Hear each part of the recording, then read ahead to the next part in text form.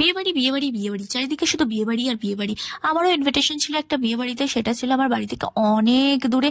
যাই হোক, আমার হাতে অতটা টাইম ছিল না সাজা গোজার মতন, তাও আমার কাছে যেইটুকুনি ইনগ্রিডিয়েন্টস রয়েছে সেগুলো দিয়ে আমি ঝটপট করে রেডি হয়ে গেছিলাম। কিছুই না সেরকম, মানে শুধু আমি কিভাবে বোঝাবো যে আমি কিভাবে সেজেছিলাম সেদিনকে। যাই হোক, তাও আমি খুব মিনিমাল একটা মেকআপ করেছিলাম, মুখের মধ্যে ফাউন্ডেশন লাগিয়ে নিয়েছিলাম, কাজল পরেছিলাম, আর পরে নিয়েছিলাম কাজলের নিচে ভালো করে আইলাইনার, যাতে না কাজলটা ঘেটে একেবারে ভূতের মতন হয়ে যায় আমার চোখগুলো। আর তার মধ্যে নাটক করতে করতে আমি গান করতে করতে সারাক্ষণ রেডি হচ্ছিলাম। মাস্কারা পরে নিয়েছিলাম, লিপস্টিক পরে নিয়েছিলাম। এবার লিপস্টিকের রেড কালারের শেডটা দিয়ে পরেছিলাম ব্লাশার, আর একটু ডার্ক শেডটা দিয়ে পরে নিয়েছিলাম লিপস্টিক। কিন্তু লিপ লাইনার ছিল না, তাই কাজল দিয়ে লিপ লাইনার করে তারপরে একটু ভালো করে ঠোঁটটাকে স্মাচ করে নিয়েছিলাম। একেবারে দারুণ একটা কালার হয়ে গেছিলাম। এরপর শাড়ি পরেছিলাম, মায়ের শাড়ি। এই শাড়িটার প্রতি আমার খুব একটা ইমোশন জড়িয়ে আছে। যাই হোক, শাড়িটা পরে আমাকে কেমন লাগছে জানিও, আর আমার এরকম ভিডিও দেখতে চাইলে আমাকে সাবস্ক্রাইব করো।